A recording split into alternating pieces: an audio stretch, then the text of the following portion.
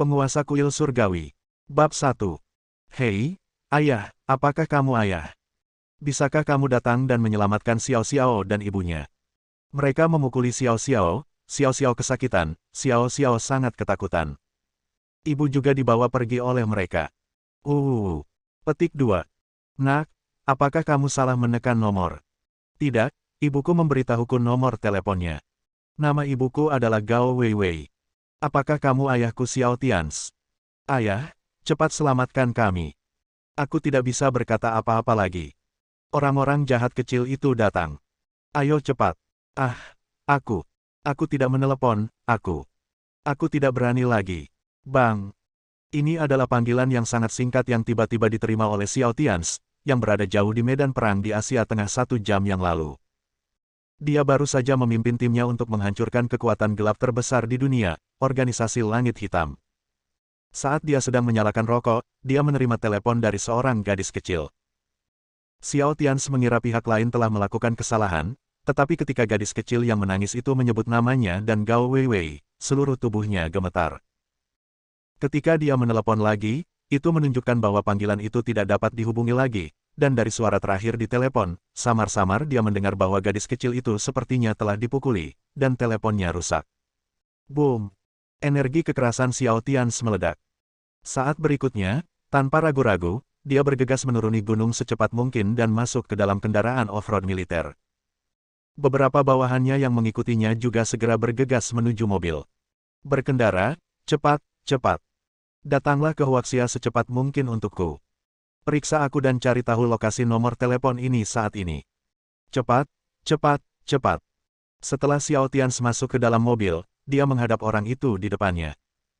Kedua bawahan itu berteriak dengan penuh semangat. Dan ketika dia berbicara lagi, mata Xiao Tians sudah merah, dan 2 baris air mata panas keluar tak terkendali. Kedua tentara yang duduk di depan terkejut saat melihat Xiao Tians menangis.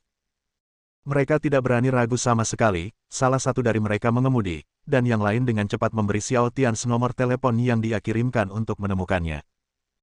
Dalam sekejap, kedua kendaraan off-road militer itu melaju dengan kecepatan ekstrim beberapa ratus mil, dan seperti anak panah yang tajam, mereka melesat menuju China di timur. Pada saat ini, Xiao Tians, yang duduk di kursi belakang kendaraan off-road pertama, tidak dapat menahan tubuhnya gemetar, napasnya sangat cepat, dan semua emosi di dalam hatinya meledak dalam sekejap. Air mata tidak bisa berhenti mengalir. Dia sekarang sangat yakin bahwa gadis kecil menangis yang baru saja memanggilnya untuk meminta bantuan adalah putrinya, putri kandung Xiao Tians, penguasa kuil surgawi dan dewa perang pertama di Tiongkok. Namun saat ini, putrinya, yang belum pernah dia temui sebelumnya, sedang dipukuli. Xiao Tians tidak bisa menahan diri untuk tidak mengeluarkan raungan yang melengking. Suara itu bercampur dengan kesedihan, kemarahan, dan menyalahkan diri sendiri yang luar biasa. Ketika para prajurit yang mengemudi di depan mendengar raungan melengking Xiao Tians, hati mereka bergetar dan kecepatan mereka meningkat lagi. Boom! Aura Xiao Tians melonjak ke langit. Pada saat ini, bahkan awan di langit malam memberi jalan baginya, dan terpotong di tengah oleh aura Xiao Tians yang menghancurkan surga. Dia, Xiao Tians, awalnya adalah pewaris langsung dari keluarga Xiao, sebuah keluarga kaya yang tertutup di Yanjing, tetapi 6 tahun lalu ibu kandungnya tiba-tiba meninggal karena sakit, dan dia diusir dari rumah oleh ibu kecilnya yang tidak bisa menunggu untuk mengambil alih. Pada hari itu, seluruh Yanjing dijungkir balikkan.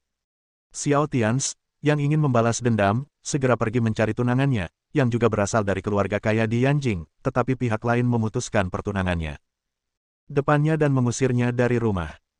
Dalam keputusasaan, Xiao Tians tidak punya pilihan selain melarikan diri dari Yanjing dalam semalam dan pergi ke selatan ke Tianhai untuk mencari bantuan saudara lelakinya yang terbaik. Namun, dia tidak menyangka bahwa mantan saudara lelakinya akan memperlakukannya secara diam-diam, meracuninya, dan mengirim orang ke sana kejar dia. Tahun itu, Xiao Tians langsung menghadapi momen tergelap dalam hidupnya. Tiba-tiba, dia diusir dari keluarga, pertunangannya diputus oleh mantan cintanya, dan dia diracuni dan diburu oleh kakak laki-lakinya. Jadi ketika dia melarikan diri ke kota Beijiang, dia sudah memiliki ide untuk bunuh diri. Musuh terlalu kuat dan dia tidak dapat bersaing dengannya. Maka malam itu 6 tahun lalu, Xiao Tians, yang diracuni dan terluka parah, berdiri di tepi sungai di kota Beijiang, memandangi air sungai yang mengalir di kakinya, dan melompat ke sungai untuk bunuh diri. Namun yang tidak pernah dia duga adalah dia diselamatkan oleh seorang gadis yang berjalan di tepi sungai. Saat itu, Gao Weiwei baru saja lulus kuliah dan penuh harapan terhadap seluruh dunia. Dia cantik, lembut dan awet muda. Setelah dia menyelamatkan Xiao Tians, dia mengatur Xiao Tians di kamar yang dia sewa. Dia merawat Xiao Tians dengan baik dan menyemangatinya. Juga karena dorongan Gao Wei, Xiao Tians merasakan kehangatan, dan dia dan Gao Wei menjadi sahabat. Sampai dia pulih dari cederanya dan pergi. Xiao Tians didakwa melakukan pertikaian darah. Setelah pulih dari luka-lukanya, dia langsung meninggalkan kerajaan naga dan pergi ke medan perang. Jadi dia bertempur dalam pertempuran berdarah sepanjang waktu, dan akhirnya 5 tahun kemudian, dia mendirikan kuil surgawi yang membuat seluruh dunia gemetar. Di bawah komandonya adalah 4 raja surgawi, 9 dewa perang, dan orang-orang kuat yang tak terhitung jumlahnya. Dia sudah memiliki kekuatan untuk membalas dendam. Dia awalnya berencana untuk kembali setelah menghancurkan organisasi langit hitam malam ini, tapi tiba-tiba dia menerima telepon dari putrinya yang meminta bantuan. Xiao Tians teringat kembali suara tangisan, ketakutan dan keputusasaan putrinya barusan, dan dia merasakan kesusahan dan rasa sakit yang tak terlukiskan di hatinya. Putri Gao Xiao, dan gadis yang menyelamatkannya saat itu, Gao Weiwei. Apakah aku menyakitimu setelah sekian hari? Xiao Tians memejamkan mata karena kesakitan, dan 2 baris air mata tidak bisa berhenti mengalir dari matanya. Tahun itu dia tidak hanya terluka parah tetapi juga diracun sehingga menyebabkan dia kebingungan di malam hari. Xiao Tians masih ingat bahwa suatu hari ketika dia bangun di pagi hari, dia menemukan bahwa suasana hati Gao Weiwei sangat salah dan matanya merah. Tetapi Xiao Tians, yang tidak dapat mengingat apapun, bertanya padanya ada apa, tapi Gao Weiwei berkata tidak apa-apa, tidak apa-apa. Namun ketika putrinya meneleponnya untuk meminta bantuan malam itu, dia akhirnya mengerti bahwa dia telah menyakiti Gao Weiwei dan gadis yang menyelamatkannya malam itu. Gao Weiwei, dia bisa dikatakan sebagai seberkas cahaya dalam kehidupan Xiao Tians, terlahir kembali dan menunjukkan kebaikan yang besar padanya. Awalnya, Xiao Tians berpikir untuk kembali untuk membalas budi dan melindunginya selama sisa hidupnya. Tapi yang tidak dia ketahui adalah Gao Weiwei melahirkan seorang putri untuknya. Xiao Tians memiliki kehidupan yang menyedihkan. Dia tidak populer di keluarganya sejak dia masih kecil. Satu-satunya orang yang membuatnya merasa hangat adalah almarhum ibunya dan Gao Weiwei. Air mata Xiao Tians tidak bisa berhenti mengalir, dan ketika dia memikirkan tentang putrinya, yang belum pernah dia lihat sebelumnya, memanggilnya untuk meminta bantuan dalam ketakutan seperti itu, hati Xiao Tians sudah dipenuhi dengan kesedihan yang tak ada habisnya. Apakah kamu ayahku Xiao Tians? Ayah, datang dan selamatkan Xiao Xiao dan ibu. Ayah, Xiao Xiao kesakitan, sakit. Ayah, aku sedikit takut. Ah, percepat. Suara putrinya yang meminta bantuan terus bergema di benak Xiao Tians. Menghitung putrinya, yang kini baru berusia 4 tahun lebih, sangat muda. Xiao Tians sudah benar-benar gila saat ini, dan aura jahat di tubuhnya tidak bisa lagi ditekan. Seluruh awan di langit memberi jalan baginya saat ini. Putri kandung Dewa Perang nomor 1 di dunia dan kepala kuil surgawi, organisasi paling kuat di dunia, sebenarnya diintimidasi dalam. 10 menit kemudian, Xiao Tians dan rombongan tiba di bandara militer di perbatasan barat Kerajaan Naga dengan kecepatan tercepat. Mereka naik pesawat tempur dan terbang menuju lokasi di mana putrinya meminta bantuan. Bab 2. Malam semakin larut, dan waktu berlalu dari menit ke detik. Xiao Tians sangat khawatir. Betapa takutnya dia jika putri kandungnya, yang belum pernah dia lihat sebelumnya, menangis seperti itu. 1 jam berlalu dengan cepat. Pada pukul 11 malam, di halaman villa besar di pinggiran kota Qianjiang, beberapa gangster memukuli seorang wanita yang tergeletak di tanah dengan tongkat menyedihkan. Dia terus berteriak. Di kejauhan, ada seorang gadis kecil dengan tinggi kurang dari 1 meter berlutut di tanah, memohon kepada pria berbaju hitam di tangannya. Paman, tolong, jangan pukul Suster Xiao Hong lagi. Dia tidak memberiku teleponnya. Aku sendiri yang mencurinya. Paman, tolong, jangan pukul aku lagi. Jangan. Itu gadis kecil berlutut di tanah dan memohon kepada pemimpin di sebelahnya. Yanjing memerah karena menangis. Separuh wajahnya bengkak parah. Pakaian di tubuhnya putih bersih, robek, dan berlumuran lumpur. Haha, kalau kamu berani membawa ponselmu, kamu pantas dipukuli sampai mati. Apa kamu tidak tahu aturannya? Hah? Pria berbaju hitam di sebelah gadis kecil itu bergeming dan tidak berniat membiarkannya laki-laki berhenti. Tanda tanya. Saat berikutnya, pria berbaju hitam memandang gadis bernama Xiao Hong yang dipukuli dan berkata, kamu baik hati kan? Jangan lupa perjanjianmu dengan kami. Kami sudah membayar biaya kuliahmu, tapi apa-apa yang kamu lakukan. Tapi kamu tidak tahu bagaimana cara memberikan ponselmu kepada bajingan kecil itu. Jika kamu ingin mati, aku akan membantumu. Gadis bernama Xiao Hong baru berusia 20 tahun dan seorang mahasiswa. Orang-orang inilah yang mempekerjakannya untuk merawat gadis kecil itu. Tetapi setelah beberapa hari, ketika dia melihat para bajingan ini membiarkan gadis kecil ini tinggal di kandang babi dan makan minuman keras, dia tidak tahan. Dia tahu bahwa ibu gadis kecil itu telah menyinggung perasaan beberapa orang, dan orang-orang itu menangkapnya untuk memaksa ibu gadis kecil itu agar tunduk. Setelah berhubungan satu sama lain dalam beberapa hari terakhir, Xiao Hong juga mengetahui tentang kehidupan menyedihkan gadis kecil itu. Bahkan sebelum dia ditangkap, dia hidup seperti seorang pengemis selain uang sewa bulanan. Ibu dan putrinya tidak punya uang lagi untuk makan atau apapun, sehingga pakaian gadis kecil itu diambil semua. Gadis kecil itu memberitahu Xiao Hong bahwa namanya adalah Gao Xiao Xiao dan ibunya adalah ibu terbaik di dunia. Xiao Xiao mengatakan kepadanya bahwa dia sangat patuh dan berperilaku baik. Dia sering membantu ibunya mencuci piring dan mengambil botol untuk dijual demi uang. Kadang-kadang ibunya akan membelikannya daging. Meskipun dia hanya membelinya sekali dalam waktu yang lama, dia sungguh sangat bagus.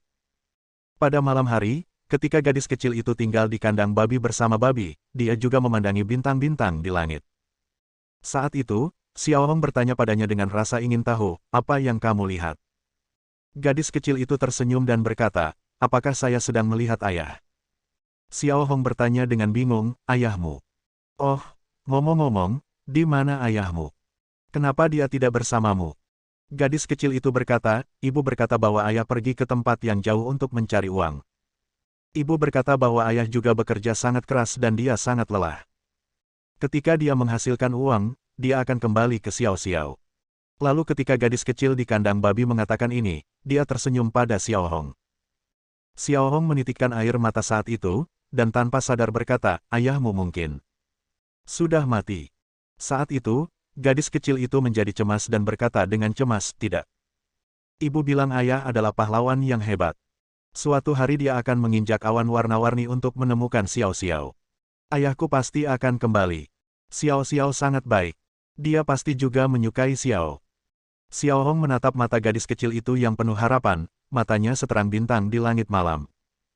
Dia tidak bisa lagi menahan kesedihan di hatinya, dan dengan resiko dipukuli oleh para bajingan itu, dia diam-diam memberi gadis kecil itu sebuah beberapa koin. Biarkan gadis kecil itu makan roti kukus dan segera sembunyikan sisanya.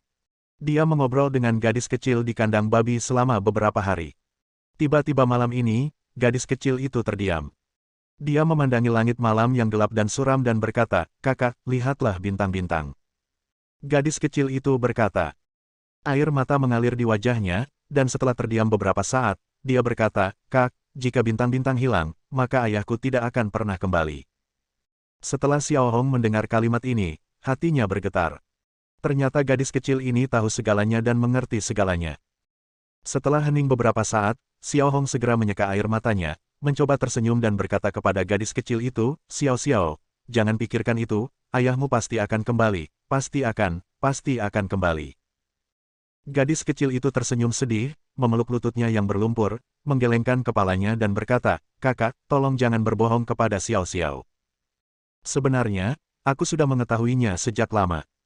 Xiao Xiao sudah lama mengetahui bahwa ibunya berbohong padaku, kalau tidak sekarang orang-orang jahat itu menindas Xiao Xiao dan membawa ibunya pergi, jadi mengapa ayahnya tidak kembali? Gadis kecil itu menitikkan air mata saat dia berbicara. Xiao Hong menatap ke langit, memandangi langit yang sangat gelap dan suram. Apakah ini zaman yang makmur? Tanda seru. Dia menarik napas dalam-dalam, menahan rasa sakit di hatinya, dan berkata kepada gadis kecil itu sambil tersenyum, Xiao Xiao, adikku tidak berbohong padamu. Coba pikirkan, ayahmu adalah pahlawan yang tak tertandingi, dan dia pasti akan melakukannya. Kembali untuk mencarimu. Kamu sangat bijaksana, ayahmu pasti sangat menyukaimu. Oh, ngomong-ngomong, Apa kamu tahu nomor telepon ayahmu? Hubungi ayahmu.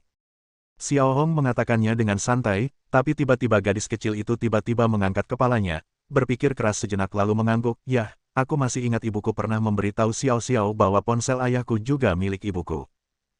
Ibuku membelinya untuk ayahku, tapi ibuku terus berkata bahwa ayahku sangat lelah dan keras, jadi kami tidak bisa meneleponnya. Tapi sekarang ibuku diintimidasi oleh orang jahat. Saudari Xiao Hong, tolong bantu aku menelepon ayahku." Si kecil kata gadis itu. Xiao Hong berbicara lama sebelum memberikan nomor telepon. Jadi kejadian itu terjadi lebih dari 1 jam yang lalu. Gadis kecil itu akhirnya berhasil memanggil Xiao Tians yang berada jauh dari wilayah itu. Gadis kecil itu sangat senang, namun sebelum dia sempat mengucapkan beberapa patah kata, dia ditemukan oleh para gangster di dalam halaman dan merusak teleponnya, dan mendorong Xiao Hong ke tanah dan memukulinya. Di halaman, Xiao Hong dipukuli dengan sangat parah hingga dia hampir pingsan. Gadis kecil itu terus berlutut dan memohon belas kasihan, "Paman, jangan pukul, jangan pukul. Ini semua salah Xiao Xiao. Xiao Xiao tidak pernah berani melakukannya lagi, tidak pernah berani melakukannya lagi." Pemimpin berbaju hitam yang awalnya berjalan ke arah Xiao Hong, setelah mendengar kata-kata gadis kecil itu, memutar matanya dan menunjuk ke makanan berbau yang belum selesai dimakan babi di kandang babi di sebelahnya dan berkata, "Tidak apa-apa untuk tidak melakukannya. Kalau begitu, pukul dia. Pergi saja dan selesaikan minumannya. Apa kamu mau memakannya? Jangan kira aku tidak tahu kalau perempuan jalang ini terus memberimu makanan." Gadis kecil itu melihat benda-benda di dalam bak babi dengan wajah pucat, dan tubuhnya secara naluriah mundur selangkah, tetapi saat berikutnya dia mengertakkan gigi dan berjalan masuk, memakan benda-benda mencurigakan itu. Xiao Hong tidak tahan dipukuli dan menutup matanya. Gadis kecil itu bergumam sambil makan, "Ayahku adalah pahlawan yang tak tertandingi. Dia akan datang untuk melindungi Xiao Xiao. Ayahku adalah pahlawan yang tak tertandingi. Dia akan datang untuk menyelamatkan Xiao Xiao." Pemimpin berbaju hitam berjalan ke kandang babi, berjongkok dan memandangi gadis kecil di dalam. Mendengarkan gumaman gadis kecil itu, dia berkata, "Oh, ayahmu sudah lama meninggal dan tidak akan datang untuk menyelamatkanmu. Jika milikmu ibu tidak menurut, Tuan Zhou, kamu sudah mati. Sebenarnya, ada baiknya kamu mati, jadi kamu tidak perlu menderita, kan? Dan kamu juga bisa turun untuk mencari ayahmu." Gadis kecil itu menggelengkan kepalanya dan menangis, "Tidak, tidak, tidak, ayahku belum mati, belum mati, dia pasti akan datang untuk menyelamatkan Xiao Xiao, dia pasti akan." "Heh, sebaiknya kamu tidak." Tepat ketika lelaki berbaju hitam hendak terus menyerang gadis kecil itu, tiba-tiba terdengar suara keras dari pintu halaman villa bergegas masuk, dan suara keras gadis kecil itu menjadi pucat karena ketakutan. Dia tanpa sadar melihat ke arah mobil. Saat berikutnya, Xiao Tians, yang mengenakan seragam militer dan penuh amarah, melompat keluar dari mobil. Tianyi dan Tianqi yang berada di 10 besar kekuatan pertempuran kuil perang, pun langsung melompat turun. Pada saat ini, entah kenapa, ketika gadis kecil itu melihat Xiao Tians untuk pertama kalinya, rasa kerinduan dan kehangatan yang kuat muncul di hatinya. Dia tanpa sadar tersenyum dan berteriak, "Ayah!" Xiao Tians, yang baru saja keluar dari mobil dan hendak mencari seseorang, tiba-tiba gemetar hebat. Dia menatap kosong ke sosok kecil di kandang babi. "Xiao Xiao." Ketika Xiao Tians melihat situasi putrinya dengan jelas, dia merasa seperti disambar petir, dan air mata darah langsung jatuh dari matanya. "Hehe, ayah, ayah datang untuk menyelamatkan Xiao Xiao." Xiao Xiao sangat bahagia, sangat bahagia. "Ayah, Xiao Xiao sangat merindukanmu, sangat merindukanmu." Gadis kecil di kandang babi tersenyum polos dan berkata dia sedang berdiri, tapi tubuhnya tidak bisa menahan diri untuk tidak jatuh ke belakang saat ini. "Ah!" Xiao Tians meraung kesakitan, dan auranya meledak, meninju pria di sebelah kandang babi hingga berkeping-keping. Kemudian dia melompat ke dalam kandang babi, menggendong gadis kecil itu, dan memeluknya erat meraih lengannya. Dia berdiri tegak di kandang babi, dan berkata kepada gadis kecil dengan air mata darah, "Jangan takut, anak kecil, jangan takut, ayah di sini, ayah di sini." Gadis kecil itu memperhatikan Xiao Tians perlahan menutup matanya dan pingsan, tapi meski begitu, dia masih bergumam pelan, bergumam, "Ayahku adalah pahlawan yang tak tertandingi, ayahku adalah pahlawan yang tak tertandingi, dia suatu hari nanti aku akan menginjak awan berwarna-warni untuk menemukan Xiao Xiao. Ayahku adalah pahlawan yang tak tertandingi, pahlawan yang tak tertandingi. Ah!" Xiao Tians mengangkat kepalanya ke arah langit dan mengeluarkan raungan yang sunyi namun sangat sedih. Darah dan air mata terus mengalir dari matanya. Saat berikutnya, dia tiba-tiba menyemburkan seteguk darah hitam kegelapan saat ini, tetapi kegelapan itu suram. Di bawah langit berbintang, meskipun Xiao Tians benar-benar tidak sadarkan diri, dia masih memeluk putrinya erat-erat, melindunginya. Bunuh! Bunuh mereka! Ah! Setelah Tianyi dan Tianqi melihat Xiao Tians dan Tuan Kecil, mereka mau tidak mau membunuh para gangster di halaman.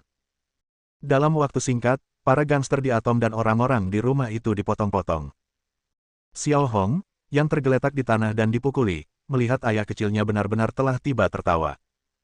Kamu benar, Xiao Xiao, ayahmu adalah pahlawan yang tak tertandingi. Berbahagialah, Xiao Xiao. Ini adalah kata-kata terakhir Xiao Hong sebelum dia pingsan. Pada saat ini, Tianyi dan Tianqi, serta lebih dari selusin prajurit predator yang telah selesai membunuh orang, memandang Xiao Tians dan Tuan Muda yang berdiri di kandang babi dan pingsan dalam keadaan sedih. Melihat Xiao Tians, yang masih berdiri tegak meskipun tidak sadarkan diri dan masih melindungi Tuan Kecil, Tianyi, Tianqi dan prajurit lainnya, mata mereka benar-benar merah. Ah! Tianyi tidak bisa menahan diri untuk tidak berteriak dengan sedih, mengeluarkan ponselnya dan membuka saluran di dalam kuil Tianshan. Kamera melihat ke arah Xiao Tians dan berteriak dengan kejam di ponselnya. Tuan terluka parah. Tuan Kecil terluka parah dan tidak sadarkan diri.